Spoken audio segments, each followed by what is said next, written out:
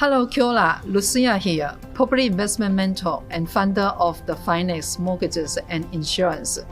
This is the recording of 1 hour live webinars. If you would like to join us in our next webinars and be part of the Q&A, please head to our website, luciaxiao.co.nz. I trust you will definitely learn a lot from this video. Thank you. And so joining us tonight is Dr. Key T. What I know about him is he's an author as well. I think he's got how many books? 13, is it, or 7? I wrote 6 books. You wrote 6 books, yeah. Okay, right, so right. Yeah, and I think you also bilingual. I mean, not bilingual. It's a lot of multiple linguals, is it? Yeah. Multilingual. Yeah. I have a master's degree also in Greek and Hebrew, but it's biblical Greek and Hebrew. Apart from that, I also have 3 doctorate degree. So absolutely highly qualified at what you are doing, right? Yeah. Yes, hope so. Yes. Yeah. Okay. So basically, we're going to run a presentation. At the end, we will open the questions, and then you can just put your question there. So tonight, we're going to talk about LIM Report, which is what's LIM Report? LIM Information Memorandum. Yes. Yeah. So basically, you're going to give in this one by the real agents, and also you can order by yourself as well.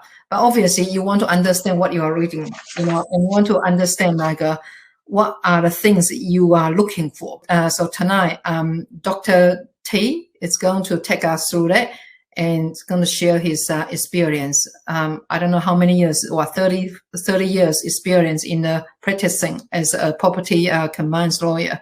All right, so I'm going to let you take over. Yeah, Dr. T. Okay. Thank you, Lucia, for inviting me to participate in the webinar. As you can see, I'm qualified in London, University of London. I have a law degree from University of London with honors, and I also have a master's degree and doctorates. I am what we call barrister and solicitor. Another name for that is lawyer. All right. So tonight we're going to talk about, or this evening we're going to talk about LIM Report, which stands for Land Information Memorandum. Now, why do we need LIM Report? In a typical sales and purchase agreement, you will see in page 1, the very first page, conditions. And those are the conditions, as you can see. Finance condition, LIM Report, right? LIM require, you can see, building and others.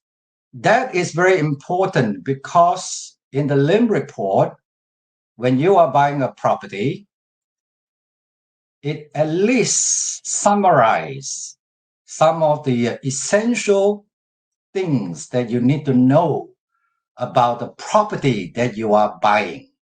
So when you go for auction, normally you have to check out everything. LIM Report, the title, the building itself, and so forth. And the LIM Report is one of the things that you must check. And also when you sign up for existing property rather than through auction or tender, and often my advice is when it says LIM Report require, you say yes. Now, just now, you'll notice that it says LIM require subclause 9.3. So that LIM condition refer you to a typical agreement of sales and purchase from the Auckland District Law Society, and then refer you to this clause 9.3. So if you say yes, you're obligated to go and get a LIM Report, order request for one on or before the 5th day after the date of this agreement. And then you have to read the report or normally, typically, your lawyer will read that for you. That doesn't stop you reading yourself. But sometimes when you come to a difficult part, probably you need a lawyer, surveyor, engineers to help you. If you are not happy with the LIM report, it must be on reasonable ground why you are not happy with the LIM report.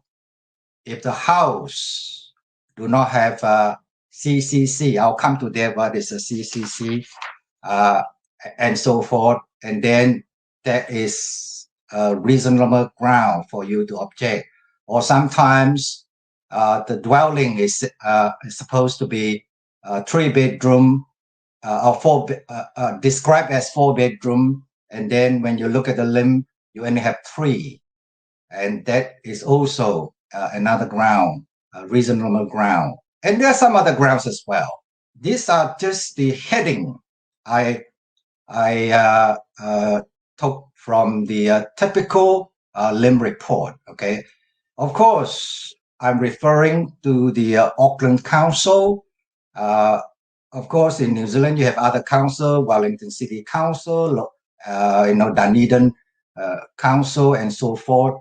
But most of you, obviously, in Auckland, could be elsewhere.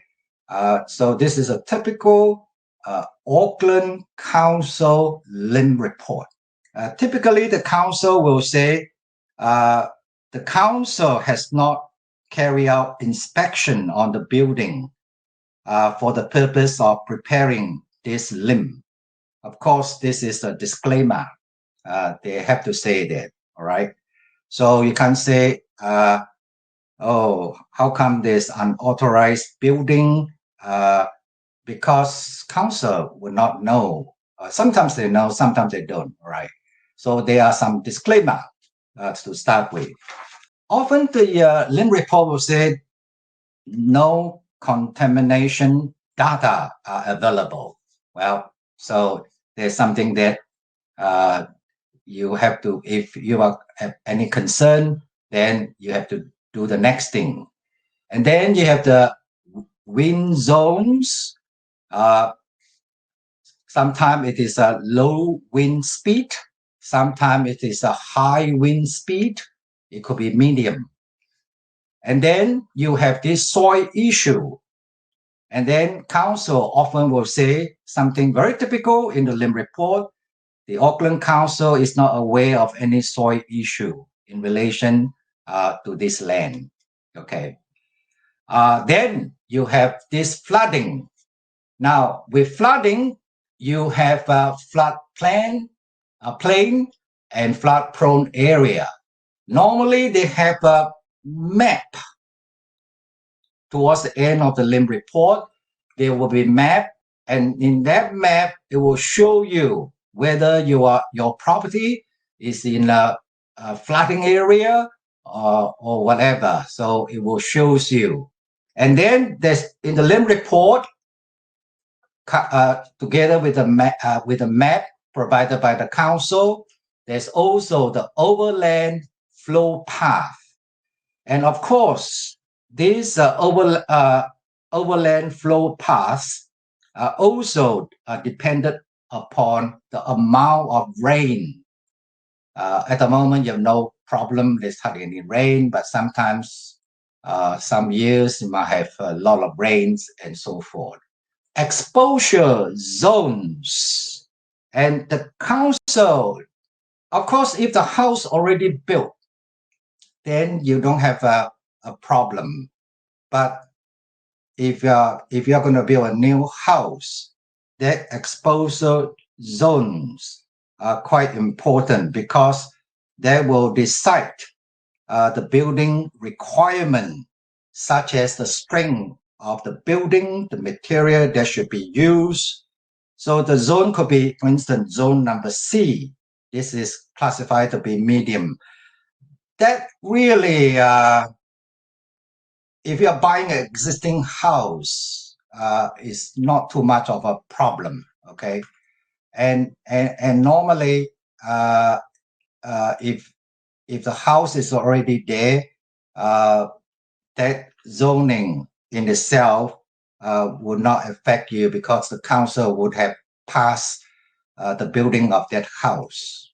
Now we come to something that property owner hates to do. That is to pay your rates.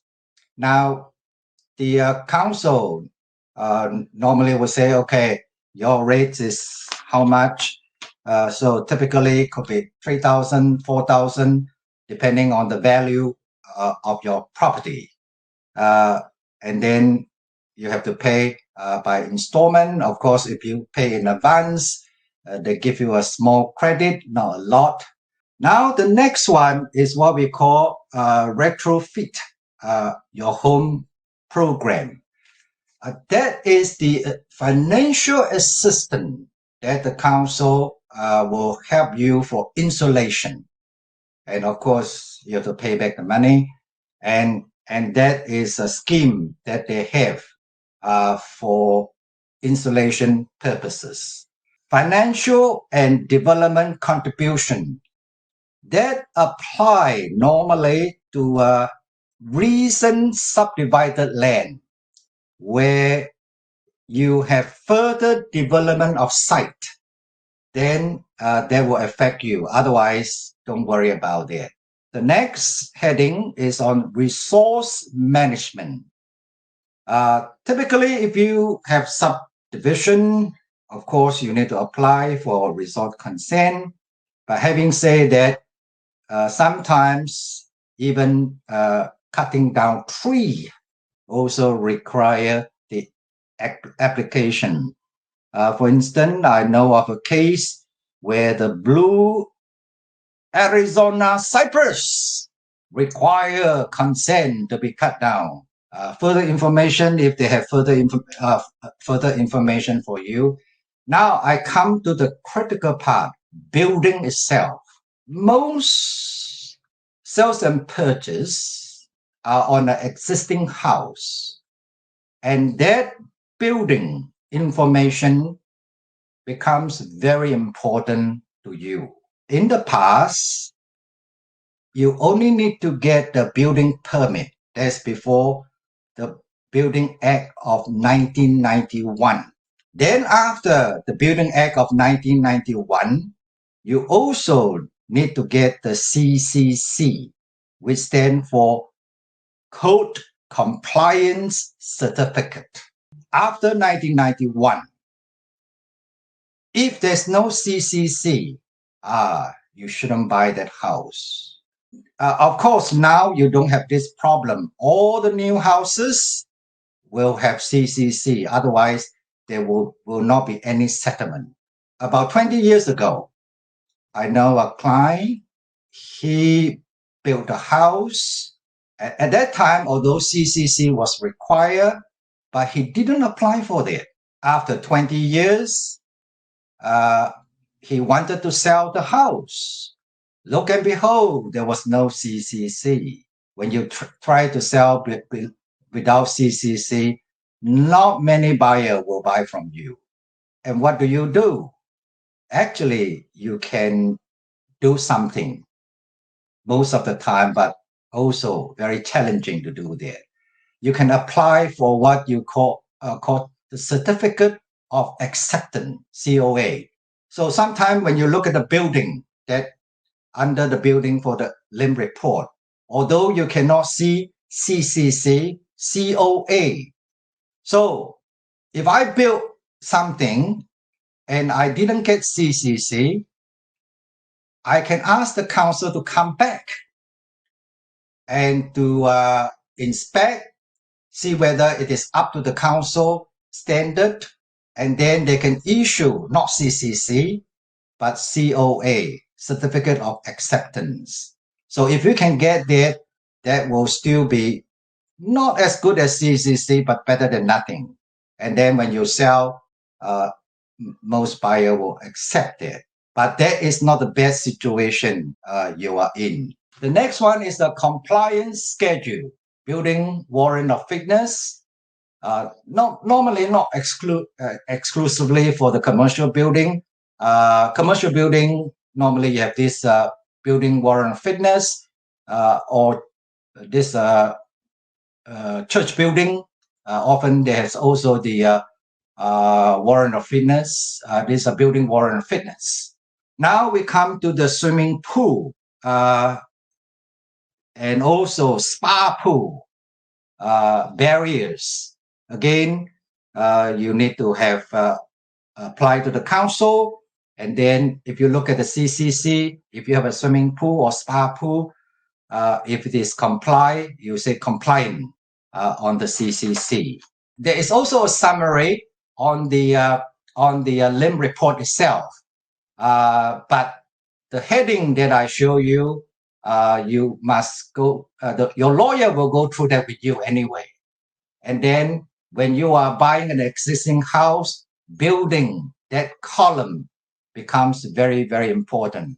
But if you want to subdivide, my advice is that you must always talk to a surveyor and engineer. Okay, it is very important you do that rather than just relying on the LIM report. Hi, I actually got some questions for you. Like, because obviously I think early on you kind of talk about site contamination. Yes. We do come across the one that was saying like it might be agriculture. That site used to be agriculture or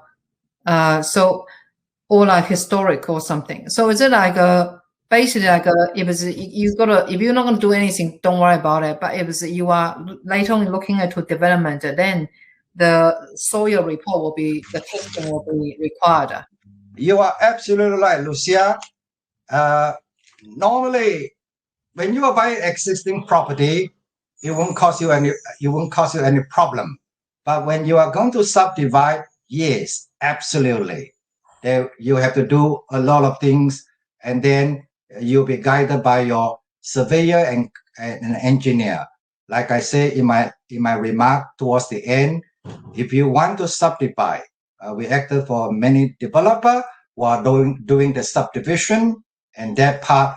If the property is contaminated, you have a hard job. You have to make sure it is not contaminated anymore before you can continue with your subdivision. And how about the wind zones? Like what are we, what are we looking at, with a different wind zone? Okay, I kind of knowing like, if it's like close to water, and then of course the building cost is going to be more because you're using a special material and things like that. Yeah. But is it what you are looking at with in terms of the wind zones? Yeah. For the wind zone, for the existing house, normally you don't worry about it. It's only when you started, you want to build a house, then it become relevant. Otherwise, don't worry about it. Is LIM report required for a new build if the purchase from a developer?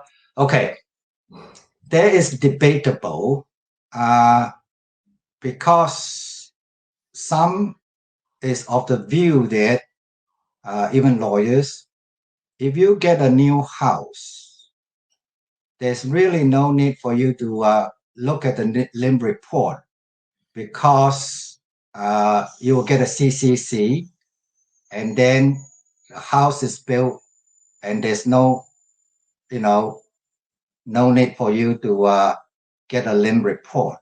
But having said that, the LIM report is not exclusively on the building. There are other issues that I talk about. Most, very usually in the most cases, this has been provided by the agent anyway. Yeah. Yeah. A caveat on that: if it is provided by the agent, make sure it's up to date. Not many months ago, they have to update their information. If it's not up to date, then you have a problem.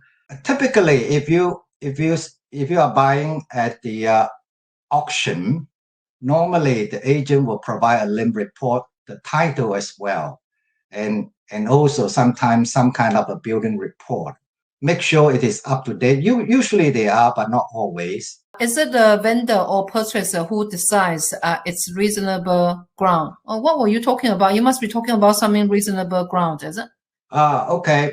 Recently, I have one case in that situation. I'm acting for the vendor, and sometimes I'm acting for the purchasers.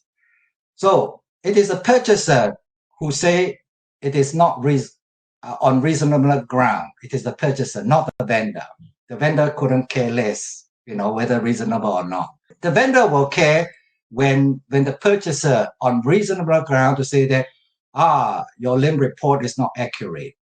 The reason, one of the reasons that I have, my client built a house, and it has 3 bedrooms, and it was described in the LIM report as a 3-bedroom house property.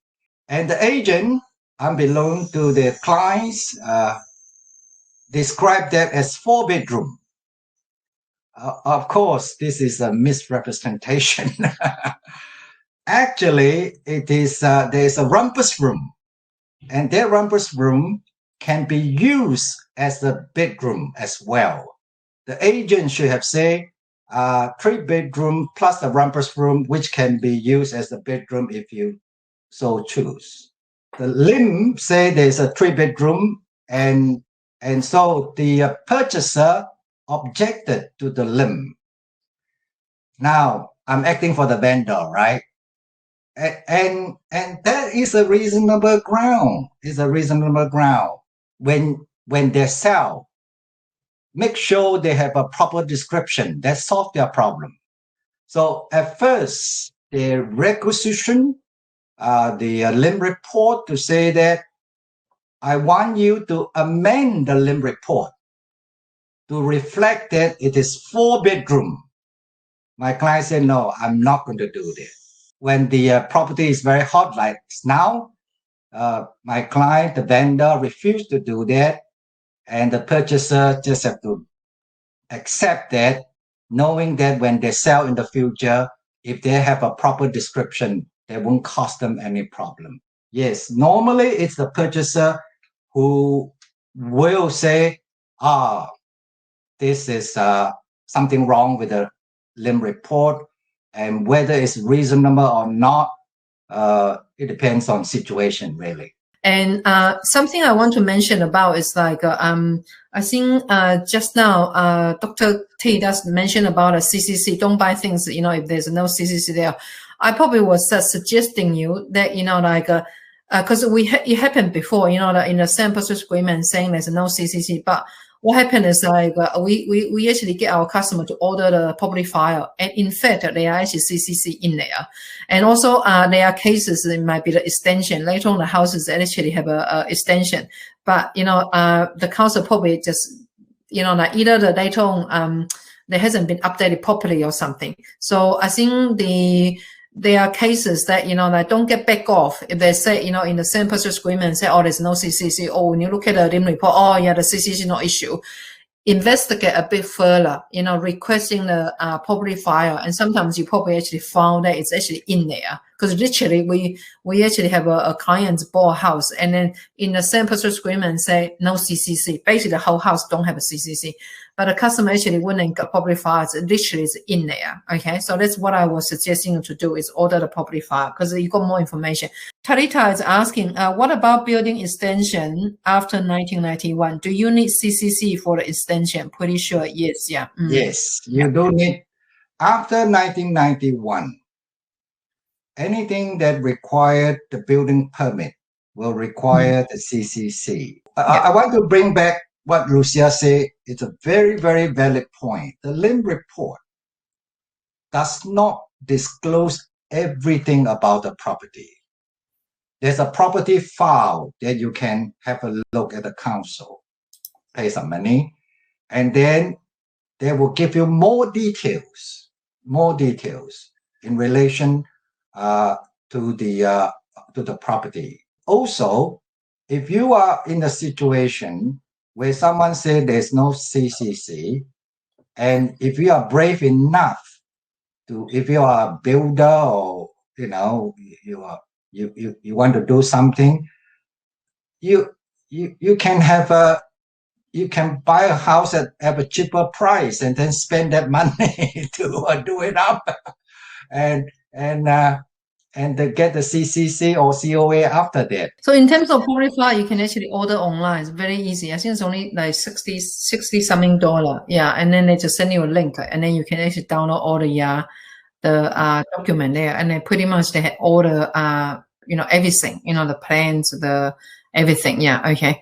So it's very important, and obviously that we actually, because obviously we got some good contact there, with the builders and everything, and we don't get back off if there's no CCC or like we actually be able to actually find a way, talking to the building inspectors, and we will find a way to actually make it legal. Because basically the bank, if there's no CC, they don't want to lend you the money, but we can actually persuade the bank and actually still lend you the money. Yeah, okay. So we got some other question here from Jessamine, and was asking like, do decks require any permits or CCC? I think that's probably more a question for the maybe for the builder, I would think, yeah, because I think usually they have a certain height, and some of them that you don't need anything, you don't need a permit or something, you don't need, but some of them you actually need a building consent to do it, and you do need a CCC, yeah, to sign off, yeah, okay.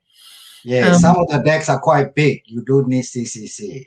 So what do I look for in the LIM to see the access of the services to the property? Oh, okay. Services. Yeah, the access of services. Normally, a typical house would have all the services provided.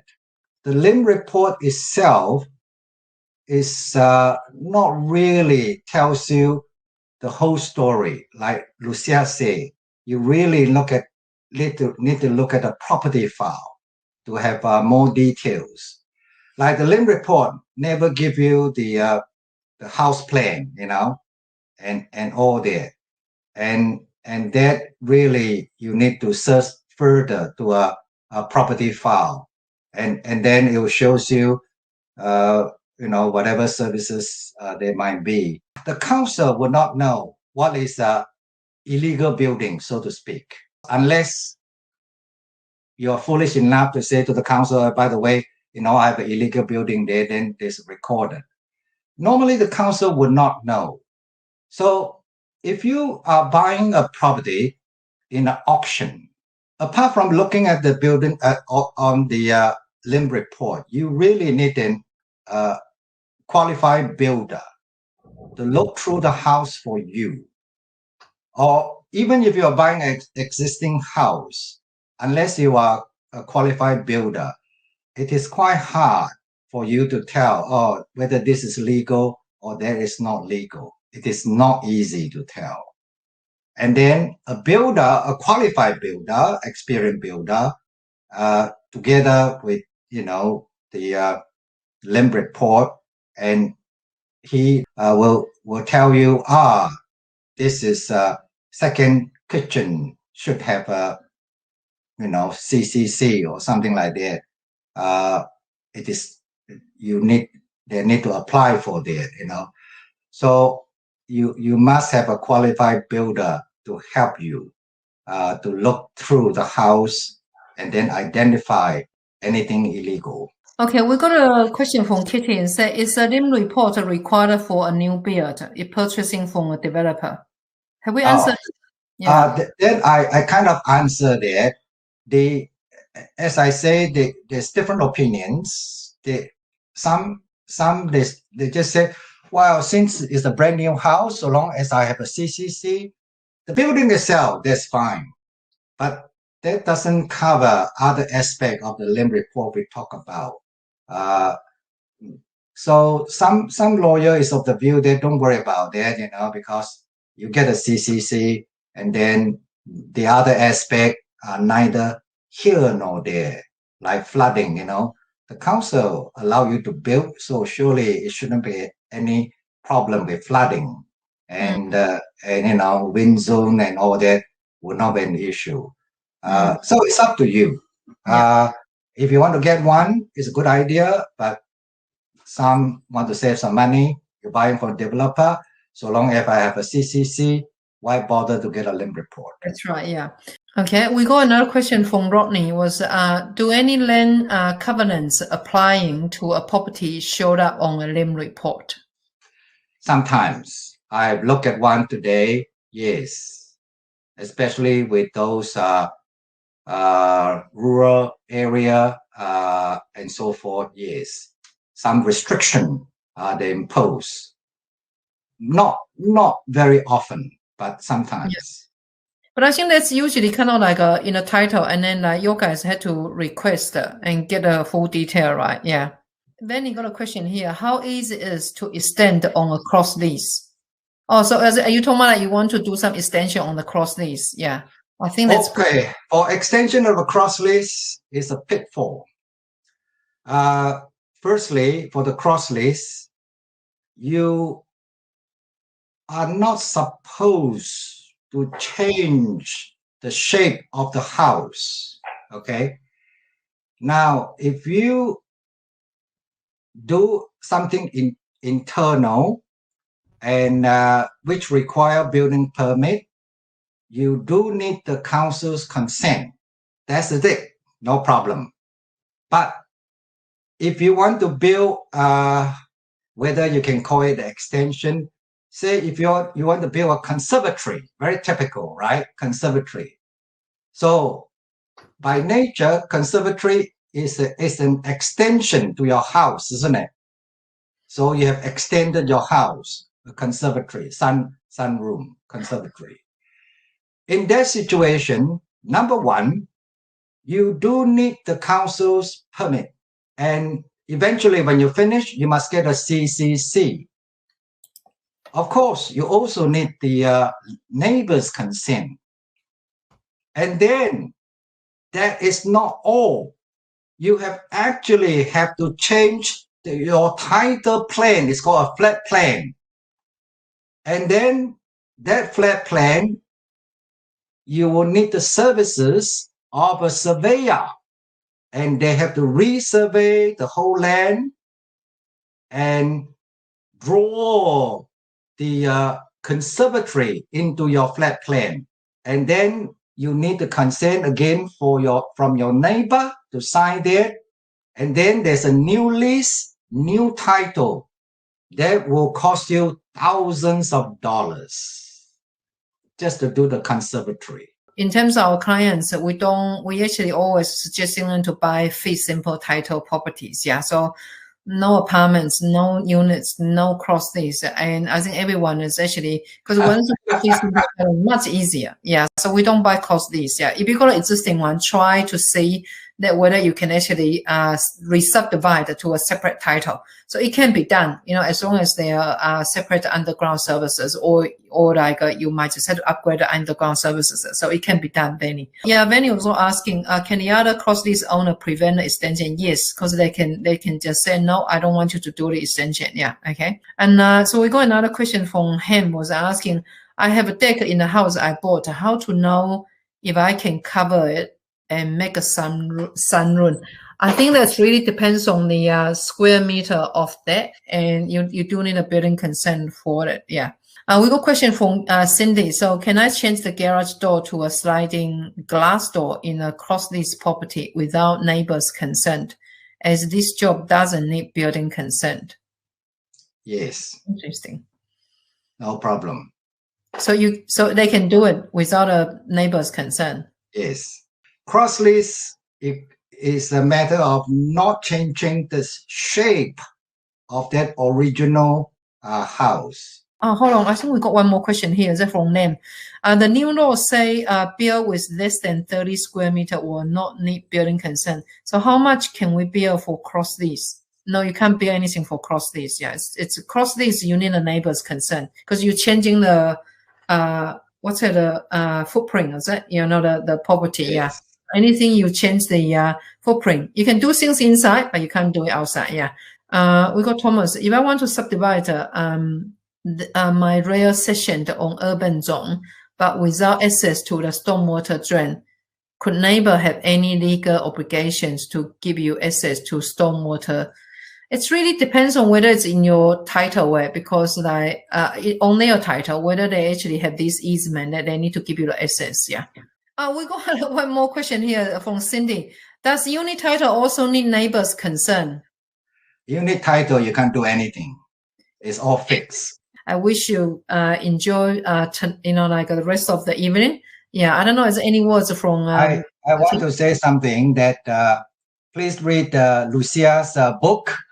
Stay on the property at the moment is very good because the interest rate is very low and the money in the bank is only 0. whatever percent and you will get a lot of return.